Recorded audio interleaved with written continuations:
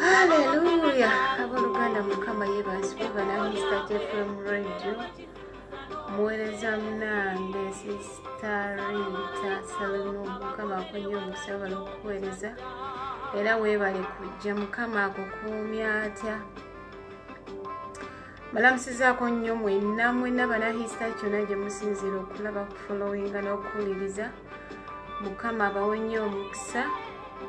Mwebale obutalekayo kuŋŋaana mukulikayo ku mirimu abavuddeyo abagenda obugenzi. Tubasabidde omukono gwa Katonda gubakulembere muwangule muyitewo mu linnya lya Mukama waffe Yesu Kristo omwana wa Katonda omulamu. Nebaza Katonda aŋŋanyiza neerero okukomawo ntera okubeera ano lwa Mande. Mukama atukoze bulungi. Amannya bampita Stella Nazwa, mpereza wansi w'omusumba Henry Nsubuga Senior Vision Bearer era nga yoyansumba era ye menta wange. Abaweereza mbannange mwena abali mu nnyumba Mukama abakuumya atya mwebale okuweereza. Ate na mwenna abawuliriza ba Hista FM radio abalaba era abafollowinga. Kale nsaba busabi obeereko gw'oyita omugambe nti tugenda kubaako bye tugabana ate era tumale tusabe. Mukama yeebazibwe nnyo. Waliwo omuntu eyambuuza gwe buli lwojja obeera ozze kusaba tusabe. Munnange bwe siisabe nnaabeerawo ntya. Praise the Lord. Pastor Stella, I'm fine, blessed by the grace of God. Amiina. Tugulumiza Katonda kubanga akutukuumidde bulungi mu linnya lya Mukama waffe Yesu. Bali batya eluuyi lwawo batugambire nti no banahista babaagala nnyo. Mukama yeebazibwe. Nsaba obeereko omu gw'oyita oba babiri oba bataano sharinga vidiyo eno.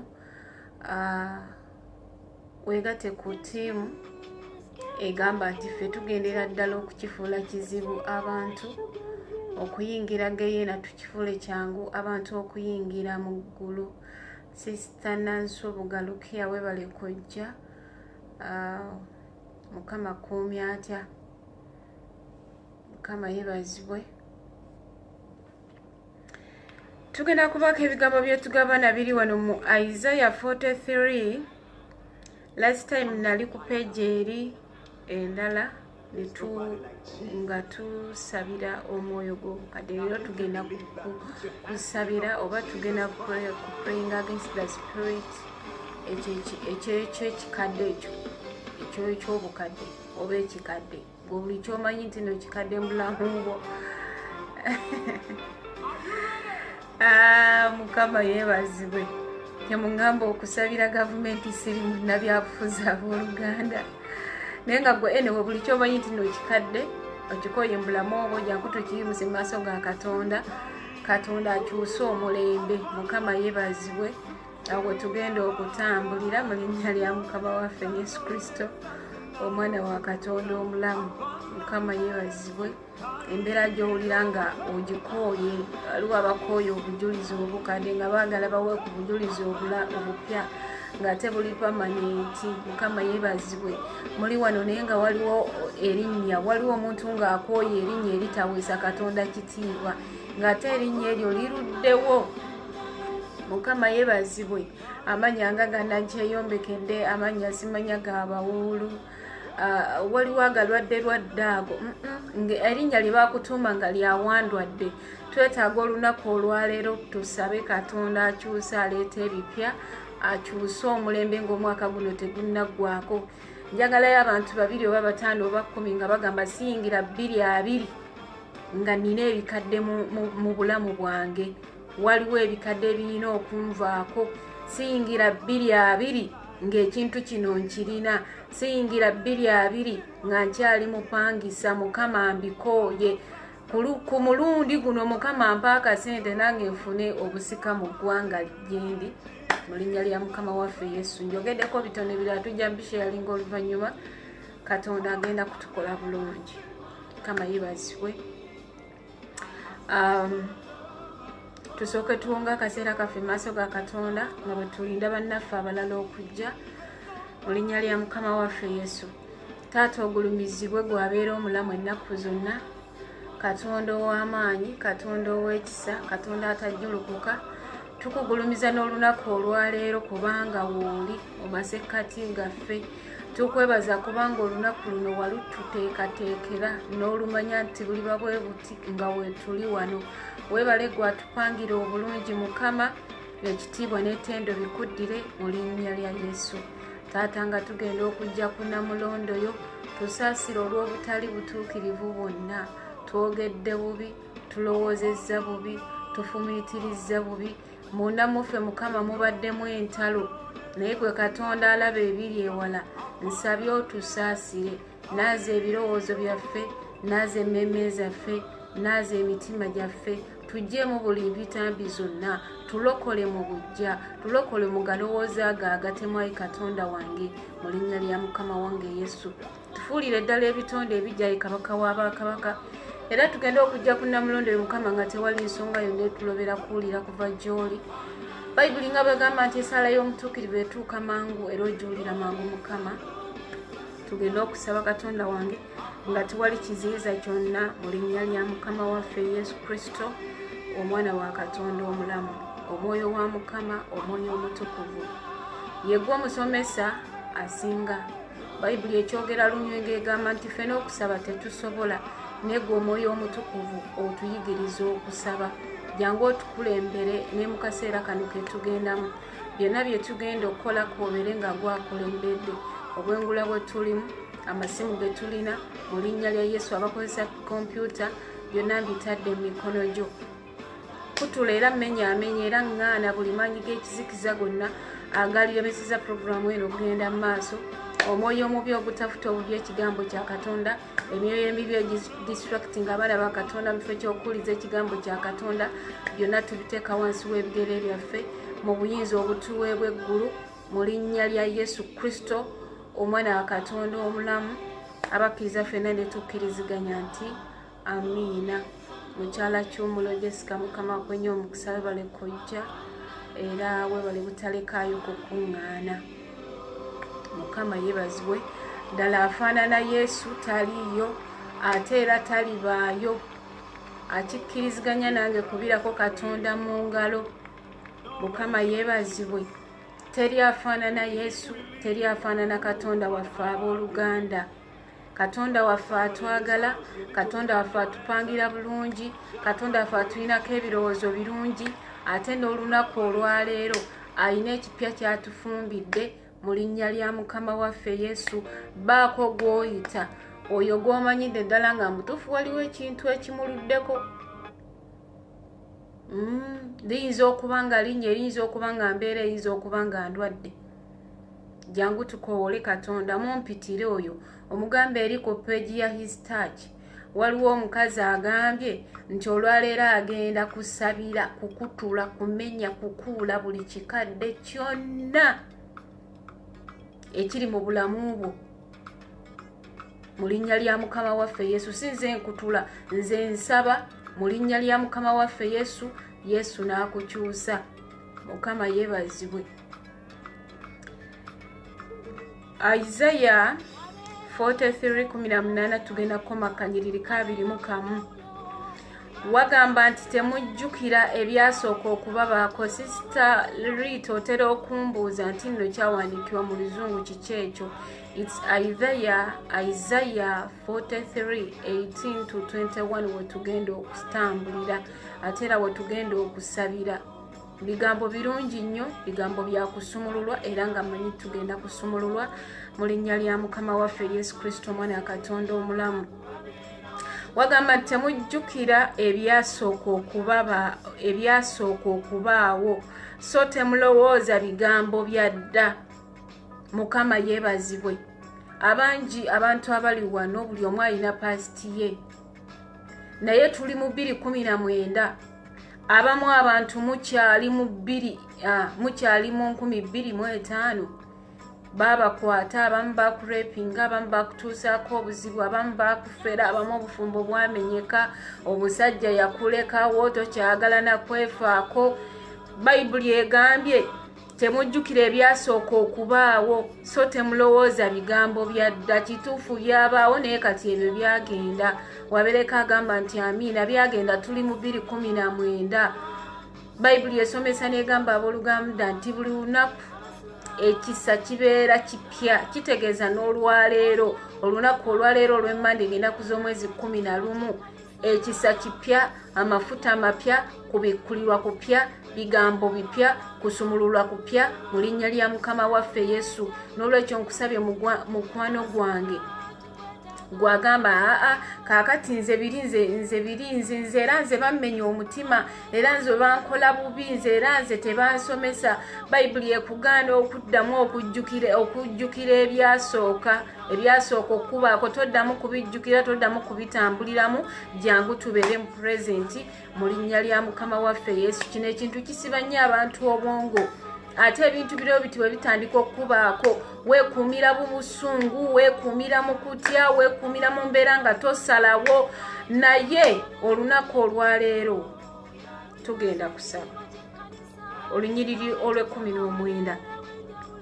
Laba ndikola ekigambo ekijja kaakano kirirabika temulikimanya. Ndikuba oluguudo mu nkoola, ndireeta emigga mu ddungu. Abooluganda Mukama yeebazibwe. Bayibuli ekugambye nti tojjukira byasooka kubaako. Kituufu byabaawo era tokyayisobola kubisiimuulawo, naye tekikugasa kubibeeramu. Jangu tubeere mu presenti kubanga tulina gye tulaga mu linnya lya Mukama waffe Yesu Kristo omwana wa Katonda omulamu. Ekyokuba nti nno byabaawo tekitegeeza nti nate toyina gy'olaga. Ekyokuba nti nno byabaawo tekitegeeza nti toyina bulamu bulala. Ekyokuba nti omusajja yakuyisa bubi, yakulekawo, bakudisappointi nga bakumenya omutima, tekitegeeza nti nno byakomaawo. Mukama yeebazibwe. Mu bbumbiro lya Katonda tewaggwayo. Katonda abumba abaana ab'obuwala n'ab'obulenzi. Jangu tusabe Katonda tojjukira byaddamu byakubaako. Bifunemu ekyokuyiga, otwale obulamu mu maaso mu linnya lya Mukama waffe Yesu Kristo omwana wa Katonda omulamu. Bayibuli egambye nti laba ndikola ekigambo ekijja kaakano kirirabika temulikimanya.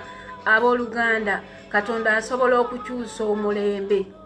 Katonda asobola okukyusa omuntu. Katonda asobola okukyusa embeera. Katonda asobola okukuzza obujjaggwe. Katonda asobola okukuba repair. Bw'oba ontunuulira wano osobola okukkiriza nti nze nali mukyala atunda amanda. Nagatundanga. nagatunda nga ngatundire ye natete butundu eyo nga bampita mama manda muneja ng'otuweeyo amanda. Naye Katonda akyusa ebintu abooluganda. N'olwekyo mukwano gwange mukyala munnange abadde akaaba nabibeeramuko ebyo. Ne mmalako omwezi mulamba nze nga sisanirira nviiri. Ne mmalako omwezi mulamba nze nga seesiiga kizigo. Nga ndi mu pasiti olwekuba waliwo ebyambaako, waliwo ebyantulugunya, waliwo ebyansikambula. Paka Katonda lwe yannyamba. Abooluganda, Katonda bayambye tuwera. Jangu nawe Katonda akweyambire. Eksiwo tasobodde kukuyamba, ab'ekika kye tebasobodde kukuyamba, jangu Katonda akweyambire mu linnya lya Mukama waffe Yesu Kristo, omwana wa Katonda omulamu. Katonda akuba ripeeya. Bw'abanga yasisinkana omusajja Laazaalo eyali amaze mu ntaana ennaku, n'amukuba ripeeya n'amuzzaawo, naye ate ggwe Mukama yeebazibwe. Bayibuli egambye nti laba ndikola ekigambo ekijja kaakano kirirabika temuli kaakano kirirabika temuli kimanya. Ate gwe Katonda nga yakubye ripeeya, asitula omutindo n'akuteeka ensi yonna weenaakulabira, n'akuteeka abakunyoma bonna abakusekerera nga abakutwalanga nti no tolibamu mulamwa, n'akuteeka bonna oba n'akulabira, n'akuteeka ku lutimbe. Mukwano gwange, Katonda akunkubire ripeeya. Katonda akunkubire ripeeya. Ne eksi wakusanga agaana okukujjukira nga takyakutegeera mu linnya lya Mukama waffe Yesu. Wamma gwakyakaaba ennyo labira ku nze. Nali nsibuuka nze. Katonda akuba ripeeya naawe agikunkubire mu linnya lya Mukama waffe Yesu Kristo, omwana wa Katonda omulamu. Akanyiri aka20 kagamba nti ensolo z'okuttale, ensolo ez'oku nsiko zirinzisaamu ekitiibwa. Ebibe ne bammaaya, ebibe ne bammaaya, kubanga ndikuba amazzi mu ddungu okunywesa abantu bange. Abooluganda, kino olunyiriri luno olwa20 bwe lwogera ku bibe n'ebimmaaya, katukitwale nti be bantu bano bannaggwanga abaakulabanga, abaakusekereranga, abaakuyisangamu amaaso, toyina kyolibeera. Katonda bw'amala okukuba ripeeya, batandika okumusinza nga tebadde nakutegeera nti tusinza Katonda, anti nga bagamba aliwo omuntu eyansanga ye yansuubuzanga n'amanda. Nagamba ne mama Mbiru, okulodda buto oba okulodda mabega, Mukama yeebazibwe. N'asinza Katonda wange naye nga tategedde nti asinza Katonda wange. Mukama yeebazibwe. Bayibuli egambye nti ensolo z'omu nsiko zirinzisaamu ekitiibwa, ebibe ne bammaaya. Mukama yeebazibwe. N'abaali batamanyi Katonda, Katonda akunkubire ripeeya. N'abaali batamanyi Katonda nti akyusa ebintu, balabire ku ggwe. Mukama yeebazibwe. N'abaali batamanyi Katonda nti gyali, n'abaali babuusabuusa, balabire ku ggwe batandike okusinza Katonda. Kibaleetereko n'okugenda mu kkanisa bagezese Katonda abawambire eyo balokokere ddala mu linnya lya Mukama waffe Yesu. Bayibuli egambye nti n'ensolo ez'omu nsiko zirinzisaamu ekitiibwa. Bannaggwanga Abamisiri banneiba baali, waliwo omukyala yanvuma yanvuma mubuzibufu bwange. Mukama yeebazibwe. Newe yaddamu okundaba yagamba kakati oli kawala kato. Mukama yeebazibwe. Katonda akikunkolerere. Agulumizibwa abeera omulamu ennaku zonna. Katonda akunkubire ripeeya mukyala gwe. Katonda akunzirize bujja muntu gwe.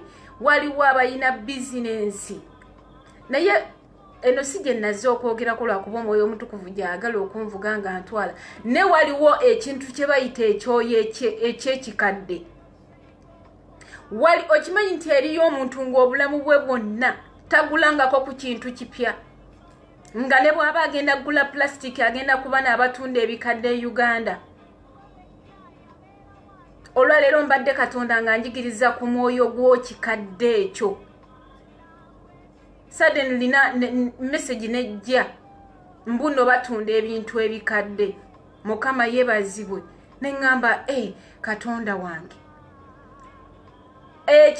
Ekintu nga kyakwezinzeeko kikwetololeza ne Katonda akikunkutulireko olunaku olwaleero. Nawe okwateko ku ssente ogende okoleko ku shopping maduuka amanene. Kale bw'oba osazeewo okugula ekikadde kigule ng'okyagadde si lwakuba nti it's the only thing you can do oba wewe wokka w'osobola level yawo weekoma. Bw'oba osazeewo okugula kikadde okigule ng'okyeyagalidde si lwa mbeera mu linnya lya Mukama waffe Yesu Kristo omwana wa Katonda omulamu. Kukutulako buli kyoyo kyonna, kutulako buli kintu kyonna ekibadde kikwetoloolerako ekyo ekintu ky'obukadde ekyo mu linnya lya Mukama waffe Yesu Kristo omwana wa Katonda omulamu. Waliwo ekintu ne kikubeera mu bulamu bwo, waliwo abalina bizinensi nga bwe byali bwe biri beera emirembe n'emirembe amiina. Yewe okuva lwe yatandika okutunda buli muntu gwaguza waakiri asigala mu banja 1000. Ekyo kirina okukoma leero mu linnya lya Mukama waffe Yesu Kristo omwana wa Katonda omulamu.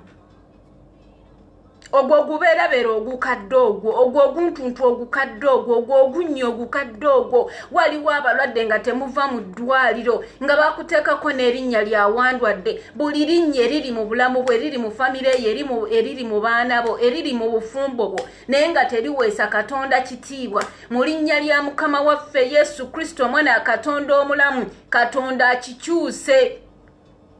Gamba nti nze sigenda kugenda mu mwaka mujja. Mu linnya lya Mukama waffe Yesu ekintu kino nga kikyandiko, ekirwadde kino nga kikyandiko, ate nkugoba ne mu ddwaliro mu linnya lya Yesu Kristo omwana wa Katonda omulamu.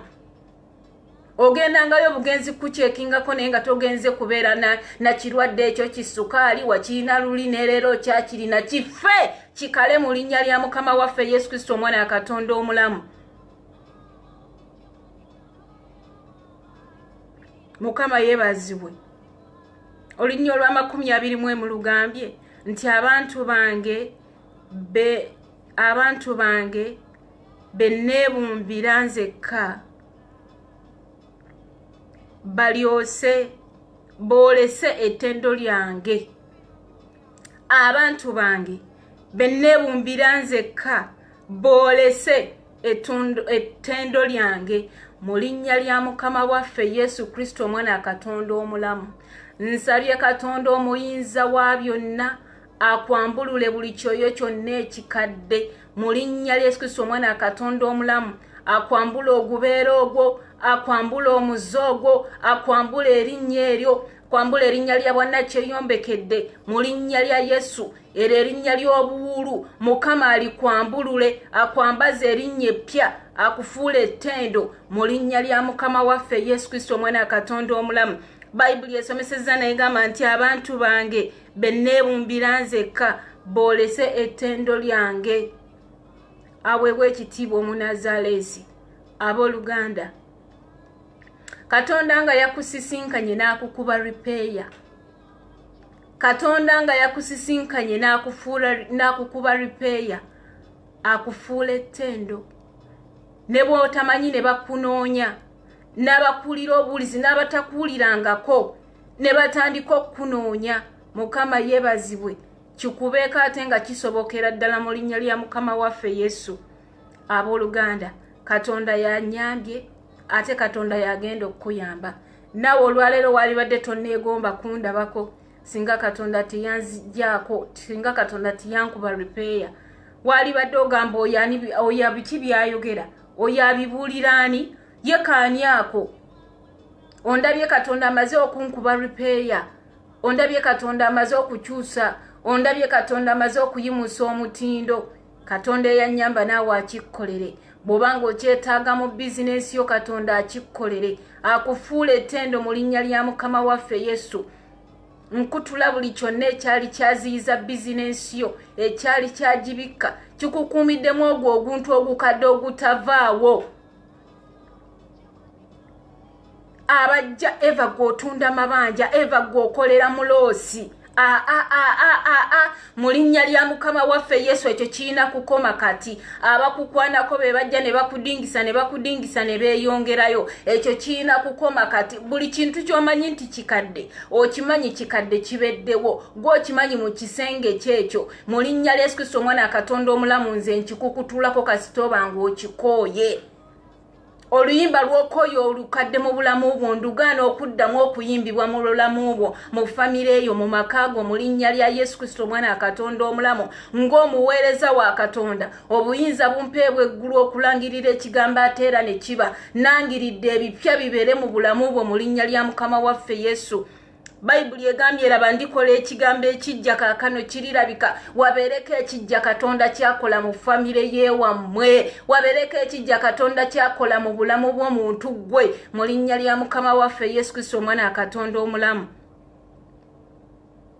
nze nsabira buli kikadde ky'okooye gwe kiteeke ku mmeeza ne bw'obeera tokiŋŋambye awo wennyini mu mutima gw'omulumu yo bw'oli yogera mu linnya lya mukama waffe ekyo kikkukoma leero mu linnya yesu kristo omwana akatonda omulamu bayibuli esomesa ku kabona yoswa malayika wa mukama yamusanga ng'omubi amwambazza ogwambalo ey'oluzungu eguyita rag naye malayika n'agamba sitaani nti gwe sitaani mukama akunenye ono si kisiki ekyakwakulibwa mu muliro gundi gwe nawe olina mukama gye yakukwakkula abamu batukwakkula mu mabaala abalaba abakwakkula mu ziroje buli omu alina gye yakwakkulibwa abalaba abakwakkulibwa mu kkoma ne kati sitaani akulika akujooga akudingisa akulimbalimba mu linnya lya mukama waffe yesu kristo omwana akatonda omulamu buli gubeera ogukadde ogubadde mu bulamu bwo buli kintu ky'okooye mu bulamu bwo mu linnya lya yesu kristo omwana akatonda omulamu kikoma leero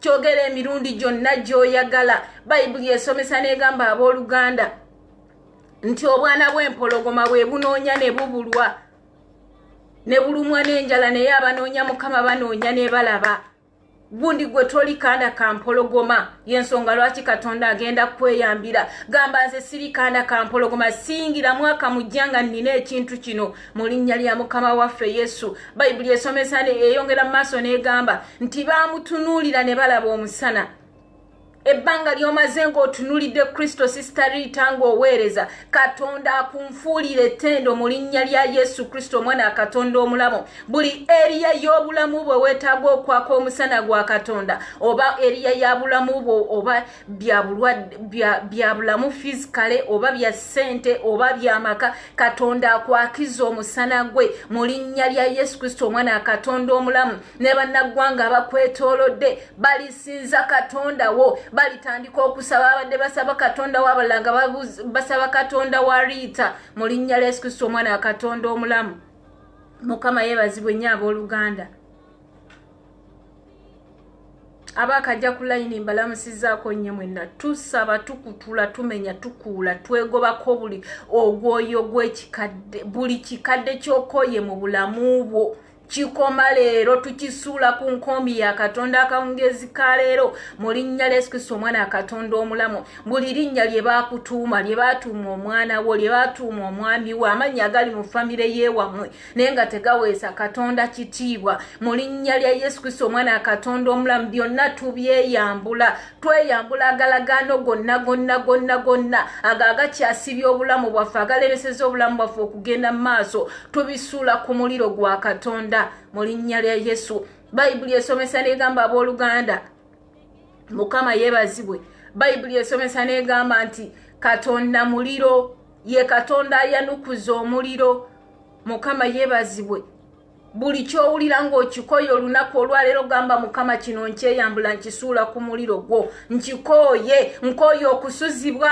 nkooye okulimbibwa nkooye okulekebwawo nkooye okubeera nga bandisappointinga all the time mukama bino byonna mbikooye nkooye obuwuulu mu linnya lya yesu nkooye okulemererwa nkooye okufiirizibwa akasente kenkwatako keekafa sirina kyenkola mu bulamu bwange ne kiraba omukisa byonna byekutuleko olunaku olwaleero mu linnya lya Yesu Kristo omwana Katonda omulamu. Suulako obwavu ku muliro gwa Katonda, suulako okufiirizibwa ku muliro gwa Katonda akawungezi ka leero mu linnya lya Mukama waffe Yesu Kristo omwana Katonda omulamu. Omuliro oguliwo olwaleero gwokya buli kikadde, gwokya buli kyokooye, gwokya ogunnyogo mu linnya lya Yesu. Waliwo abagobererwa ebintu naye mbu muno muyina be mwasikira, ebimu bitambulira na ku mannya ge baabatuuma mu linnya lya Yesu. Sigaze erinnya eryo n'ekyo n'ekibadde kiritambulirako tukisuula ku nkombi ya Katonda ku muliro gwa Katonda akawungezi ka leero mu linnya lya Yesu Kristo omwana Katonda omulamu.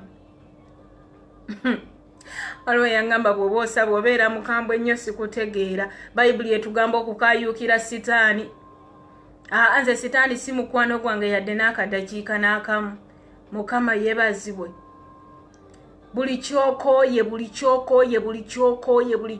kyogerera awo abakooye agalwadde mu linnya lya Yesu, abakooye embeera embi mu mawanga gye muli mu linnya lya Yesu, abakooye okubeera ku leva emu byonna olunaku olwaleero. Mukama Taata sumulula abantu bo, weeyambira abantu bo Mukama, engalo ye eyita akawungezi ka leero ekiro kya leero egende ng'esumulula kabaka w'abakabaka, esumulula abalwadde, esumulula abali mu makomera ag'omwoyo n'ag'omubiri mu linnya Yesu Kristo omwana Katonda omulamu. Mukama engalo yeetambule egendeko mu Europe, Mukama egende Uganda kabaka w'abakabaka, esumulula abali mu makomera mu linnya lya Yesu Kristo omwana Katonda omulamu. Mukama yeebazibwe. Engalo ya Katonda egende mu makomera eyo. Bannange wali abantu abasibibwa, bannange bw'otunuulira amawanga gano ge tulimu, abantu ne babasanga ne babateekayo mu bikomera ebyo ebiri eyo ne batandika okutulugunyizibwa, abamu emisango tebagizza na kugizza. Abooluganda Mukama yeebazibwe. Ne waliwo engalo ya Katonda eyasisinkana Peetero, nze eyo gye mpita gye nkoowoola, esumulula abantu abo abatalina musango mu linnya lya Mukama waffe Yesu Kristo omwana Katonda omulamu. Agulumizibwa abeera omulamu ennaku zonna. Nkyasaba lwakuba nkomunikatinga n'omwoyo gwagwe kyowulira nga kyokooye kireete mu linnya lya Yesu Kristo omwana Katonda omulamu. Taata kabaka w'abakabaka mu linnya lya Yesu Kristo omwana Katonda omulamu. Waliwo abagamba Mukama nkooye okubeera ku leva emu, nkooye okufuna omusala gwe gumu mu linnya lya Yesu Kristo omwana Katonda omulamu. Taata weeyambira abantu bo, taata weesumululira abantu bo mu linnya lya Yesu Kristo omwana Katonda omulamu. Bayibuli ekwogerako ng'egamba Mukama nti omubi buli lwafuukuula enfuufu dadi gw'oyimusa mutindo. Waliwo abantu bano bensaba nabo Mukama ng'omubi yafuukuula enfuufu mu bulamu bwabwe. Taata beesumululira akawungezi ka leero, beesisinkanira ekiro kya leero. Waliwo abalwadde Mukama, waliwo abalina agantu kabaka w'abakabaka mu linnya lya Yesu naye nga tebasobola kugoogera. Waliwo n'abatobya obuliri ekiro naye nga Mukama batya okubyogera. Omutukuvu wa Isirayiri ng'okozesa omwoyo w'omutukuvu ataziizibwa, beesisinkanire Mukama obasumulule mu linnya lya Yesu Kristo omwana Katonda omulamu. Sisinkana bonna abanyigirizibwa ku mirimu, Katonda wange obasumulule, obateekerewo obuddukiro mu linnya lya Yesu. Sisinkana abeetaaga okwongoza eby'emisaala Mukama, obongeze omusaala gwe kennyini Katonda mwene mu linnya Yesu Kristo omwana Katonda omulamu. Waliwo abeetaaga zi promotion ku mirimu Mukama mu linnya lya Yesu. Taata kibakolere. Waliwo abali mu mawanga Mukama naye nga tebannafuna mpapula, abamu tebalina work permit Mukama, abamu passport baazibabbako, baazibawambako. Ayi Katonda w'abakatonda, eno ensi n'okujjula kwabyo mu linnya lya Mukama wange Yesu byonna bibyo. Kyenva nkusaba ayi Katonda w'abakatonda ogende mu woofiisi eyo Mukama ewali empapula z'abantu bano, ewali passport z'abantu ze baawamba Mukama ozinunuleyo mu linnya lya Yesu. Omukono gwo ogutalemererwa Mukama gusinkana abantu bo Katonda wange ekiro kya leero, gubeeyambire, gubeeweera obutuuze. Si gwayogera n'ogamba Mukama tukusaba amawanga onaagatuwa okubeera obusika bwaffe Mukama mu linnya lya Yesu. Wayongera n'ogamba Mukama nti buli we tulinnya ekigere Mukama oliba otuwaddewo n'ekiro kyaleero Mukama buli mukazi kabaka w'abakabaka ayina mawanga gye yagenda n'omusajja Mukama nenga tannafuna mukisa gwayo abamu tebannafuna mirimo mu linnya lya Yesu taata kibakolere obawo omukisa gw'amawanga ago mu linnya lya Yesu obawo obutuuze bw'amawanga ago mu linnya lya Yesu obawe pamiti mawanga eyo gye bali mu linnya lya Yesu Kristo omwana Katonda omulamu nyimusa Godfrey mikono gy'Omukama mu linnya lya Yesu labanga atunulidde gwe Bayibuli egamba nti abakutunulira Mukama ne balaba omusana Godfrey yesize gwe Mukama Dani yesize gwe Mukama kulw'empapula ze Katonda wange kulwawa pamiti zaabwe Katonda wange kibakolera kabaka w'abakabaka mu linnya lya Yesu Kristo omwana Katonda omulamu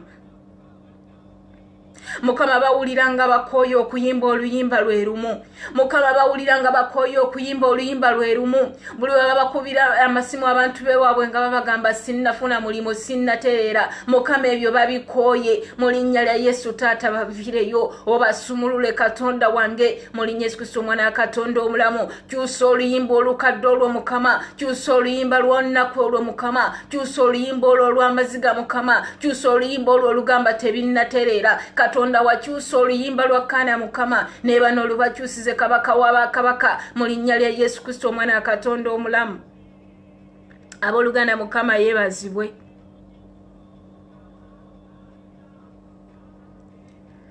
Katonda akunkolereyo ekigambo ekijja muganda wange Sister Mirembe Rebecca oba yeggwe nga nsanyusa okukulaba Mukama akunkumidde atya bwe tuzaala abaana webale kujja webale kuweereza Mukama akikubalire Mukama yeebazibwe tukutula buli kikadde tukutula buli gabeera agakadde twekutulako buli bintu byonna ebikadde bibadde biwangaalidde mu bulamu bwaffe ekimala kimala wabeerewo omuntu agamba nti ekimala kimala siyingira mwaka mujja nga nkyalina kino ekintu siyingira mwaka mujja nga nkyali muwuulu siyingira mwaka mujja mwaka mupya nga nkyali mwene embeera nga nkyalina eno endwadde ekimala kimala Mukama weesumululira abantu bo mu linnya lya Yesu Bayibuli wayogera mu kigambo ky'Omukama n'ogamba nti totugambangako kunoonyeza bwereere abantu bano Mukama bensaba nabo banoonya ggwe mu linnya lya Yesu Kristo omwana Katonda omulamu taata baviireyo buli omu n'ensonga ze mu linnya lya Yesu Kristo omwana Katonda omulamu kabaka w'abakabaka tukuba ogwo oguntu Mukama ogutambula guli oguntu gwe bayita ekigenge Mukama mu linnya Yesu Kristo omwana Katonda omulamu ebigenge eby'omwoyo ebigenge eby'omubiri ebigenge eby'ombirowoozo mu linnya lya Yesu Kristo omwana Katonda omulamu byonna Mukama bikoma leero tubyeyambula tubikunkumula ku muliro gwa kabaka w'abakabaka mu linnya lya Yesu Kristo omwana Katonda omulamu Mukama waliwo agamba nkooyo oguntu guno Mukama waliwo agamba nkooyo ogugenge guno mu linnya lya Yesu gwe Katonda eyawonya Nayamani ebiro byatuuka Nayamani n'omusumulula Mukama n'olunaku olwaleero byebiro by'omukazi oyo agamba nkooyo ogugenge guno gundiira muli sisobola nakwogera mu linnya lya Yesu olw'okuba nti abantu okundaba ne Katonda w'abakatonda oli Katonda alaba ebiri ebuziba mwesisinkanire Mukama omusumulule mwesisinkanire Mukama omulokole mwesisinkanire Mukama omuwonye mwesisinkanire Mukama owonye ekigenge ekyo Mukama taata muwonye mu linnya lya Yesu Kristo omwana Katonda omulamu abooluganda Mukama yeebazibwe Katonda abanfuulire ettendo bantu mmwe Katonda addire bizinensi yo agikyuse abadde ayimba oluyimba lw'amabanja okolera mu looso okolera mu mabanja Katonda akyuse oluyimba lwo ayimusa omutindo mu linnya lya Yesu Kristo omwana Katonda omulamu n'omulogo abadde akwetoolodde neiba w'abadde akuba obukule ng'agamba oyo namumala bonna bakasitoma bajja wange atandika okusinza Katonda wo mu linnya lya Yesu buli maanyi g'ekizikiza gonna agali gatuula mu mulyango gwa bizinensi yo agaziiza bakasitoma okuyingira ewuwo mu linnya lya Yesu Kristo omwana Katonda omulamu tugakowolerako amanyi ga Katonda, tugakowolerako omuliro gwa Katonda. Mukama omukono gwo gugende mu bulamu bw'omuntu oyo, mu bizinesi y'omuntu oyo, gukuuleyo buli kisimbe ekiri awo ky'otaasimba kabaka w'abakabaka mu linnya lya Yesu Kristo omwana wa Katonda omulamu. Mukama yeebazibwe. Waliwo abalina amaka agaalwala. Nze simanyi oba oli ludda wa naye bw'oba olina amaka nga gaalwala ne bw'obeera toŋŋambye, gamba Mukama amaka gange ekirwadde ekyali kyagalumba, ekigenge ky'obwenzi, ekigenge ky'obukaawu, kigenge ky'obusungu, Mukama akawungeezi ka leero mbikunkumulira ku muliro gwo mu linnya lya Yesu. Mukama yimusa omutindo, Mukama baako kyokola ekijje mu bufumbo bwange mu linnya lya Yesu. Gamba Mukama akomyewo essanyu mu makaago, gamba Mukama akomyewo essanyu mu bulamu bwammwe mu linnya lya Yesu. Gamba Katonda akyuse omwami wo mu linnya lya Yesu. Gamba Katonda amulokole mu linnya lya Yesu Kristo omwana wa Katonda omulamu. Abooluganda Mukama yeebazibwe. Gwalina amakanga gaalwala, waliwo ekigenge kigalya mpola mpola, byatandika ng'ebisaaga naye gye binaggwera oyinza okumaliriza ng'oli mu divorce. Naye Katonda abeera omulamu ennaku zonna. Bayibuli esomesa negamba nti ebitu bikkuliddwa byonna bibeera byaffe n'abaana baffe. Mukama yeebazibwe. Ogwo ogugenge ogubadde guli obufumbo bwo mu linnya lya Yesu Kristo omwana wa Katonda omulamu, n'ababadde babizunza ebigambo mbagoba mu makaago mu linnya Yesu Kristo omwana wa Katonda omulamu. Mukama yeebazibwe. Tukolimira ogugenge ogwo ogubadde guli amakaago mu linnya lya Yesu Kristo omwana wa Katonda omulamu. Katonda akulabye omukisa. Wafumbirwa kufuna ssanyu so si kukaaba. Muntu gwe Katonda akulabye omukisa. Bayibuli esomesa negamba nti emitima gy'abakabaka giri mu ngalo za Katonda. Tukowola omutima gw'omwami wo, tukowola emitima gyammwe mwembi. Katonda addemu okugisisinkanya mu linnya lya Yesu Kristo omwana wa Katonda omulamu. Muddemu musinkane nga luli olunaku olwasooka lwe mwalabagana. Katonda akibakolere gw'abadde mu bufumbo nga butandise okulwala. Mukama yeebazibwe. Katonda asumulula obufumbo bwo. Katonda abufuula ettendo. Abakabirira Katonda ku lw'okutukuza obufumbo bwammwe mu linnya lya Yesu Kristo omwana wa Katonda omulamu. Katonda ateme ekkubo we litali. Ayogedde mu kigambo kye n'agamba nti alikuba oluguudo mu lukoola n'aleeta n'emigga mu ddungu. Katonda akikkolere ateme ekkubo, oyo ateeka emigga mu ddungu naawe akikkolere mu linnya lya Yesu Kristo omwana wa Katonda omulamu. Buli mbeera yonna ey'eddungu ebadde mu bulamu bwammwe nga yebalemesa okutukuza obufumbo bwammwe, Mukama agiggyewo aleete ssente mu linnya lya Yesu, aleete obugabirizi mugende mutukuza obufumbo bwammwe mu linnya lya Yesu. Gwakiyaayaanira Katonda akikkolere, si lw'amaanyi si lwa buyinza naye olw'omwoyo wa Katonda mu linnya lya Yesu Kristo omwana wa Katonda omulamu. Waliwo abali mu relationship ng'ogamba relationship eyange tetegeerekeka, oba ndi mukwano oba siri mukwano nange simanyi, naye Katonda ye Katonda alaba ebiri ewala.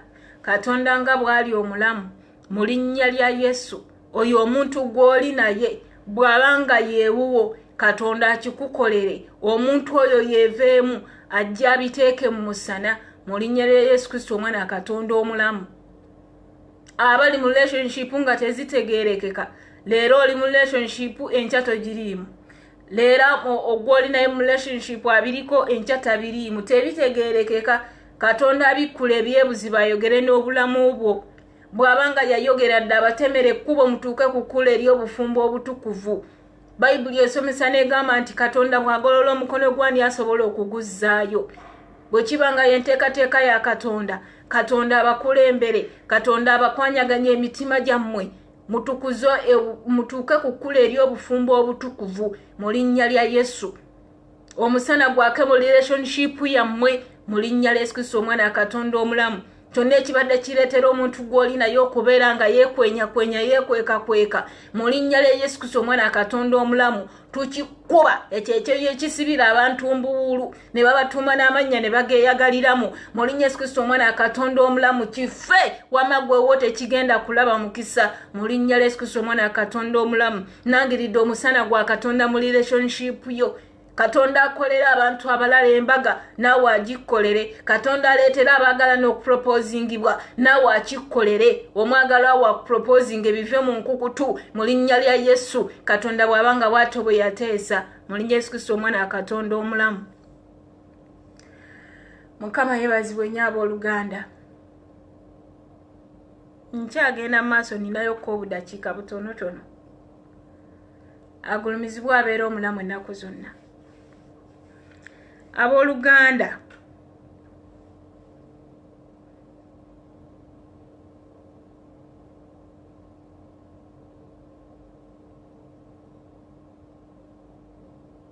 simanyi lwaki kino ekintu kinnemeddeko naye bwewabaawo kale bwewabaawo omuntu ng'oli mu bufumbo naye nga waliwo ekintu ekibadde kitandise okulya obufumbo bwo ne bw'oba tobiwandiisa wano nsabye ojje mu inbox yange.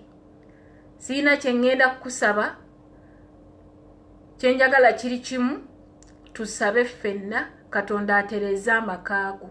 Nkiddamu nti bw'oba ng'oli wano ng'oli mu bufumbo naye nga waliwo ekintu ky'olaba olina embeera gye weekengedde mu makaago, tobiwandiika wano, jangu mu inbox tusabe ffenna. Kusaba kye nkwagaza. Mukama yeebazibwe. Amazima ge gatufuula ab'eddembe. Bw'omanya amazima gakufuula ow'eddembe. Jangu tusabire amakaago agalimu ekirwadde ekyo. Kigalya mpola kigafenkenya mu linnya lya Yesu Kristo omwana Katonda omulamu tekigenda kulaba mukisa. Nga Namujinga bw'ali ekikajjo mpola n'atandika n'ennyinga esooka n'eyokubiri n'eyokusatu. Bw'atyo Namujinga bw'abadde atandise okulya amakaago naye mu linnya lya Yesu Kristo omwana Katonda omulamu amaanyi ga Katonda agakaza ennyanja emyufu gakaza Namujinga oyo gakaza ekigenge ekyo mu linnya lya Yesu yonna gye kyafubutuka kuviira ddala ku kikolo kyakyo kikale mu linnya lya Yesu Kristo omwana Katonda omulamu. Abooluganda Mukama yeebazibwe. Kaakadde kampeddeko ngenda kusabayo katono. Bw'abanga wali ayina prayer request nsabye oginteekerewo tusabe ffenna. Simanyi oba message naaziraba.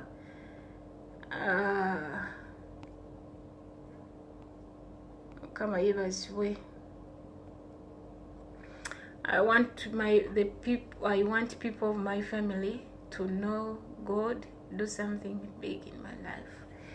Amen. Katonda kikolere Sister Rita. Mukama yeebazibwe. Katonda akikolere. Bayibuli esomesa n'egamba abooluganda nti omutume Pawulo yali asomesa mu kibiina mwalimu omukyala baali bamuyita Lydia. Bayibuli esomesa n'egamba nti Katonda yakoma ku mutima gwa Lydia. Lydia n'alaba ekitangaala. Mukama yeebazibwe. Bayibuli egenda mu maaso n'esomesa n'egamba nti alisaasira abo baalisaasira mu linnya lya Yesu Kristo omwana Katonda omulamu.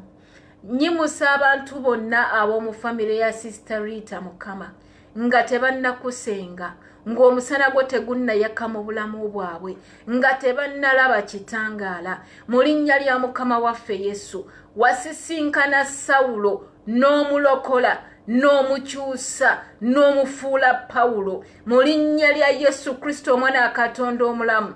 Katonda ow'ekisa, Katonda atayiwa, Katonda atasosola mu bantu bo nga bw'ojjudde ekisa n'okusaasira amaanyi ga agatalemererwa ng'okozesa omwoyo w'omutukuvu Mukama. Genda mu famire eno mu linnya lya Yesu Kristo omwana Katonda omulamu. tandikira kwoyo naggwa n'omukama mu kulokola n'abalala kwe banaatandikira n'abalala kwe banaasinzira ne bagamba olaba n'ono akyuse naffe tugenda kukyuka. Katonda wange kikole mu linnya lya Yesu Kristo omwana wa Katonda omulamu. N'abali wano nga muyina bamembazi ba famire zammwe naye nga tebannalaba kitangaala nga tebannalokoka, abamu twazaala abaana naye nga twabazaala tebannalokoka, wenjogerera bino nga nabo tebannalokoka. Mukama mbayimusa mu mikono gyo, yegwe Katonda akyusa emitima mu linnya lya Yesu, yegwe Katonda akomola emitima mu linnya lya Yesu. Komola emitima gy'abantu banayi kabaka w'abakabaka, komola emmeeme zaabwe, komola ebirowoozo byabwe, yakisa omusana gwa Katonda w'abakatonda mu mitima gyabwe, gula amaaso gaabwe ag'omwoyo n'ag'omubiri mu linnya Yesu Kristo omwana wa Katonda omulamu.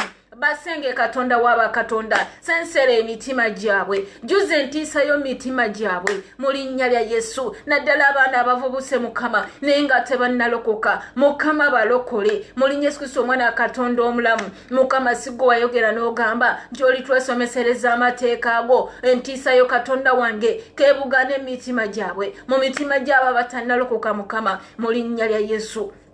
Omwoyo omutukuvu ataziyizibwa, Bayibuli ekwogerako ng'egamba ku lunaku luli ensi bwe yali nga yeetabudde, omwoyo omutukuvu wakka n'omaamira buli kimu ne kyesootinga mu linnya Yesu Kristo omwana wa Katonda omulamu. Amaanyi ago ge wakozesa ng'otereeza ensi, n'envubu ne zikuwulira ne zigenda mu nnyanja, pologoma ne zikuwulira ne zigenda ku ttale, enjovu ne zikuwulira ne zigenda mu nsiko, bumunyera nabo ne buwulira. Amaanyi ago g'enkowoola sensere emitima gy'abantu abatannalokoka Mukama mu linnya lya Yesu, mu linnya Yesu Kristo omwana wa Katonda omulamu. Gabakyuse, gabakomeko, gabatomere, gakyuse ebirowoozo byabwe, mbagirawo mu linnya lya Yesu Kristo omwana wa Katonda omulamu. Tweyamayi kabaka w'abakabaka, tulikomawo okuweera obujulizi Mukama ng'olokodde bannaggwa n'abali mu kika kyaffe, ng'olokodde abalogo abali eyo mu bika byaffe, ng'olokodde abalogo ayi kabaka w'abakabaka, abo abantu abanene abo bajjajja bw'abajjajja abayi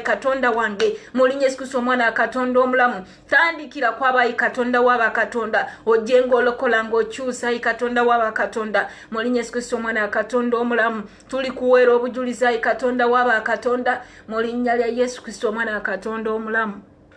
Mukama yeebazibwe nnyo abooluganda.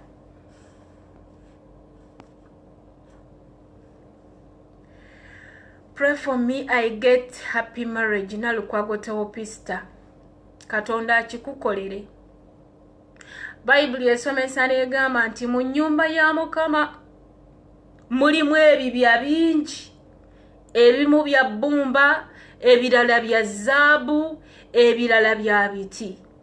Naye gwe nkusabidde omusajja ekibya ekiva mu mikono gya Katonda kyayooyoosa obulungi. Katonda akusisinkanye omusajja gwe yeebasa n'akugjamu gwe olubiriizi lwe mu linnya lya Yesu Kristo omwana wa Katonda omulamu. Katonda amukusisinkanye mu linnya lya Yesu Kristo omwana wa Katonda omulamu. Bayibuli esomesa n'egamba nti tumuyite naye anaatuyitaba n'atwolesa ebikulu n'ebyamaanyi. Ayi kabaka w'abakabaka, Nalukwago Teopista Mukama akusabye obufumbo obutukuvu, asabye omusajja avudde eri ggwe Mukama. Tasabye mulala wabula asabye gwe Katonda w'abakatonda, nannyini nseno n'okujjula kwabyo mu linnya lya Yesu Kristo omwana wa Katonda omulamu. Taata kimukolere, musisinkanye omwami we, bakolere embaga Mukama mu linnya Yesu Kristo omwana wa Katonda omulamu. Kanabeera kampiga wano Mukama ng'ayambadde ebiteeteeyi ebyeru, ensi yonna eritunula n'emanya nti abadde Katonda. Abantu bonna batunula ne balimanya Mukama ti Katonda yayambye omukyalo oyo mu linnya lya Yesu. Muwe amaka aganaamusanyusa Mukama mu linnya lya Yesu. Muwe omwami anaamwagala kabaka w'abakabaka mu linnya lya Yesu. Muwe omwami anaamusumba Mukama mu linnya lya Yesu Kristo omwana wa Katonda omulamu. Muwe omwami ataamujolonge kabaka w'abakabaka mu linnya lya Yesu Kristo omwana wa Katonda omulamu. Ekitiibwa n'ettendo Mukama binaasigala bidde eri ggwe kabaka w'abakabaka ow'amaanyi mu linnya erya Mukama wange Yesu Kristo omwana wa Katonda omulamu. Taata yeetaaga n'omulimo. Bayibuli esomesa n'egamba Mukama nti eno ensi n'okujjula kwabyo byonna bibyo. Teopista omulimo gwanoonya gwagulina mu linnya lya Yesu. Simanyi bye yasomerera, ne ggwe Katonda wange omanyi omulimo gwe yeetaaga era ogumugwana. katonda wange gumuwe ate nga agenda gufunirako emirembe ate nga gwabwa katonda mu linnya lya Yesu Kristo omwana katonda omulamu ng'okozesa omwoyo w'omutukuvu mukulembere ogende ng'agenda okukola zi interview nane gy'agenda okubeera katonda wange tambula naye mu linnya lya Yesu Kristo omwana katonda omulamu. Bayibuli etulagira nti engendo zaffe Mukama tuziringisize kuggwa kabaka w'abakabaka kulembera Teopista Mukama agenda afuna omulimu kuba gwagulina ne gye guli Mukama gw'omanyiyo kitange omwesigwa mukulembere mu linnya lya Yesu Kristo omwana katonda omulamu. Amiina.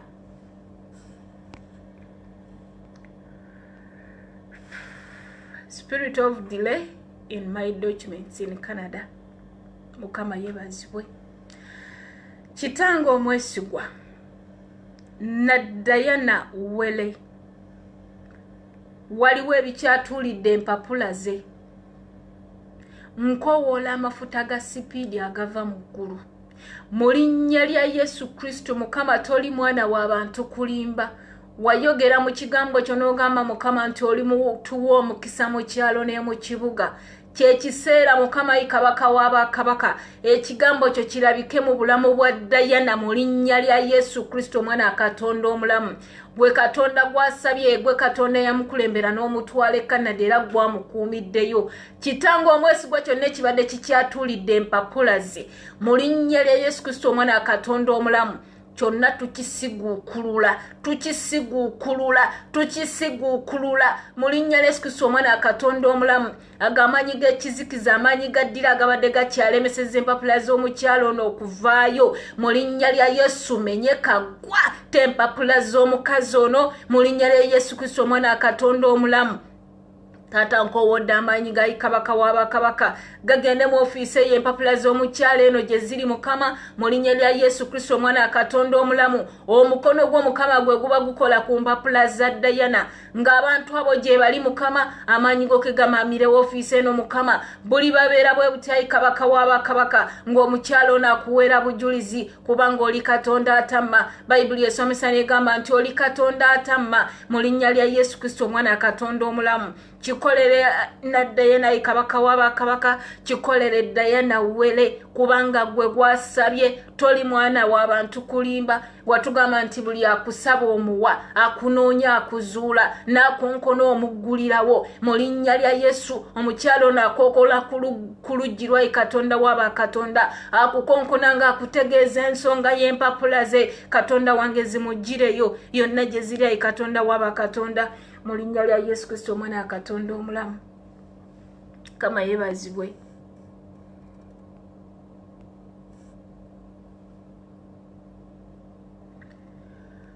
Shiyarabazeekete yande taata kabaka w'abakabaka Divine Wonder ayina tensozi zijja buli sizoni mu linnya lya Yesu Kristo omwana katonda omulamu. Kyekino ekintu kye tubadde tusabira ekintu ekikadde ekiruddewo ekitavaawo ekyo ekintu gwe kye bayita tensozi manyi oyina amatu owulira mu linnya lya Yesu Kristo omwana katonda omulamu. Nkusiguukulula mu bulamu bw'omukazi ono amaanyi ga Mukama geegatte ku bulamu bw'omukazi gwe gakuwonye gakusumulule mu ebyo bye bayita bitensozi kintu gwe yonna we wakwata ne gye wava mu linnya Yesu Kristo omwana katonda omulamu. Bayibuli esomesa n'egamba nti emibiri gyaffe yeekaalo yo Mukama mu yeekaalo yo Mukama oy'omukyalo ono Mukama mulimu bitensozi Mukama waliwo ogwo oguntu oguluddewo mbunno guli sizono mu linnya lya Yesu Kristo omwana katonda omulamu. Mukama wayogera n'ogamba Mukama tiffe tetulibeerako ndwadde mu linnya Yesu Kristo omwana katonda omulamu. Era Bayibuli etusomesa n'etugamba nti emiggo gyo gye gituwonya n'omusaayi gwo Yesu. Bayibuli esomesa n'egamba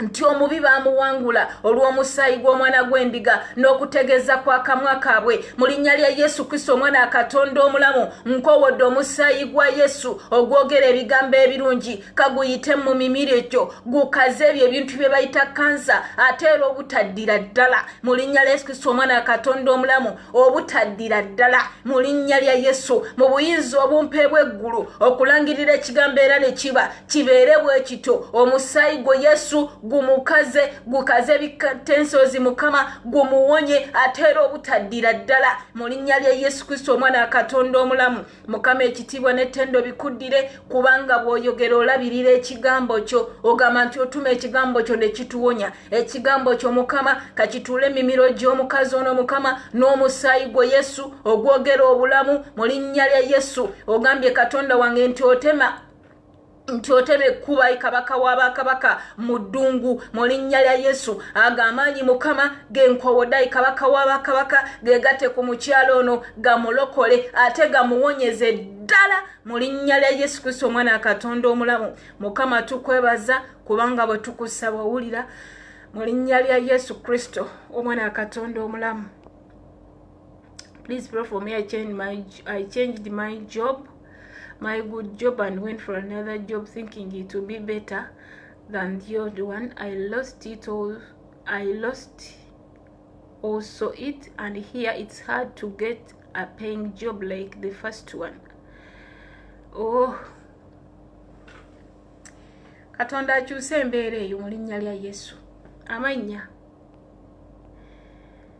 Kakati kyengenda okukola olw'okuba nti obudde bumpeddeko ngenda kunootinga down prayer request eno Katonda nga bw'ali omulamu ngenda kuzinootinga down nja kusigala nga nsaba yadde ngenda kuba nvuddeko ku line. Mukama yeebazibwe munsaasire bino mmale okubiwandiika nga sinnajjako vidiyo nga sinnavaako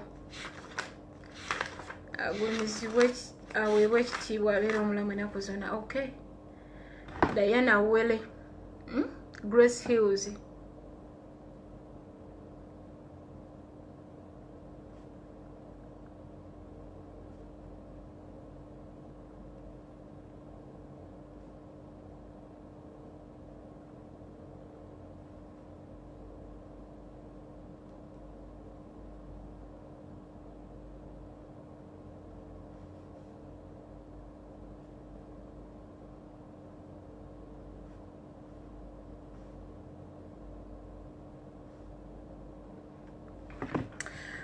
Aboluganda mukama yeebazibwe mikwano munsaasire ngenda kukoma wano naye besisabidde mbasuubiza nti ngenda kusigala mbasabira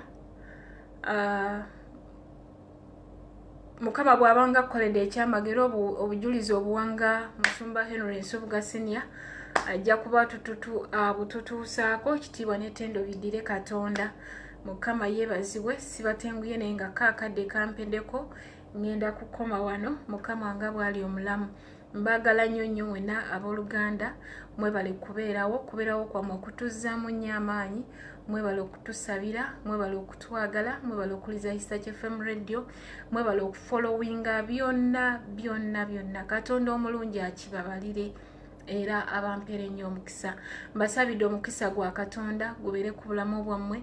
Katonda omulungi ow'ekisa abakiza omusana mu buli eriya zonna ez'obulamu bwammwe mu linnya lya Yesu. Buli owabadde enzikiza oba nzikiza ya ndwadde oba nzikiza ya mbeera oba nzikiza ya mirimo Katonda yakiseewo omusana mu linnya lya Yesu Kristo omwana wa Katonda omulamu abakiza omusana ebikompe byammwe abijjuze abongere ekisa abawa omukisa ogutayina bwinike mu linnya lya Yesu. Buli kye mukwatako bantu mmwe Katonda akirabye omukisa mu linnya lya Yesu Kristo omwana wa Katonda omulamu. Yonna gye muli ne gye munaatambuliranga Katonda abasisinkane abakulembere ng'abalwanirire ng'asende ebifo byonna ebitali bisende akwate engabo n'akagabo alwanirire mmwe ne famire zammwe n'abantu bammwe bonna mu linnya lya Yesu Kristo omwana wa Katonda omulamu. Mbasabidde ekiro ekirungi Katonda abawe ebirooto ebirungi Katonda ayogere nammwe ekiro kya leero mu linnya lya Yesu Kristo omwana wa Katonda omulamu. Nangiridde nti tewali kyakulwanyisa kiriweeseddwa yadde ekiriweesebwa kigenda kulaba mukisa eri obulamu bwammwe mu linnya lya Yesu Kristo omwana wa Katonda omulamu. Ensi yammwe ey'ebirooto ngikooleddemu omusaayi gwa Katonda. Temugenda kuloota birooto bibi mugenda kuloota ebirooto eby'obwa Katonda mu linnya lya Yesu Kristo omwana wa Katonda omulamu. Abanjagalire nnyo Mukama abankuumire Katonda nga bw'ali omulamu. Tujja kuddamu olunaku lubeera lwa Mande. Mbagala nnyo amannya ntibwa Stella abankuumire Yesu.